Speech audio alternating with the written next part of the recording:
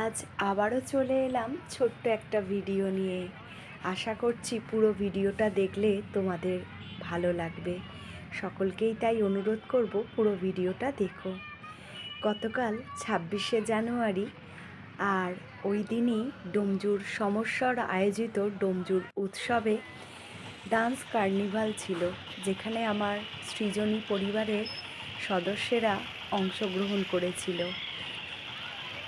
অনুষ্ঠানের শুরুতেই ছিল পদযাত্রার মাধ্যমে অনুষ্ঠানের সূচনা, তাই সেখানে অংশগ্রহণ করেছিল আমার এই কচিকাঁচার দল। এই অনুষ্ঠানটাতে ছোটদেরকেই নিয়ে গিয়েছিলাম। সৃজনীর সকল অভিভাবিকারাও যথেষ্ট সহযোগিতা করেছে আমার সাথে।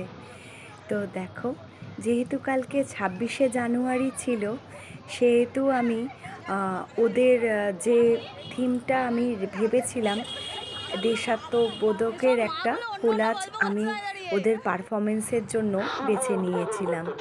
তার কারণ হচ্ছে, এই দিনটাতে আমার সত্যি কথাই বলতে অন্য কিছু আর মাথায় আসেনি। পুরোটাই আমি আমার ভারত মাতাকে উৎসর্গ করে করতে চেয়েছিলাম। আর একটা অনুষ্ঠানের পিছনে করার পিছনে হয়তো খুব কয়েক মিনিটের মানে অনুষ্ঠান আপনারা সকলে দেখেন, তবে তার পিছনে যে ভাবনা থাকে সেটা কিন্তু বহু দিনের থাকে। পরিশ্রম অনেক কিছু থাকে।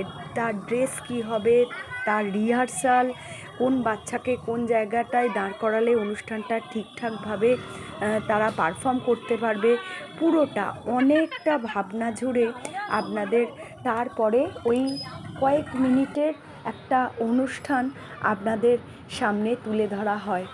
তো যাই হোক, গতকালের ড্রেস আপটাও আমি চেয়েছিলাম আমাদের ত্রিরঙ্গা কালারের ওপরে রাখতে।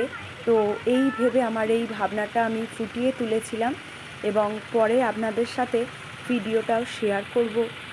কিছুটা শেয়ার করেছি, পুরোটাই শেয়ার করব। দেখলে আপনারা দেখবেন ভীষণই সুন্দর ওরা পারফরমেন্স রেখেছিল।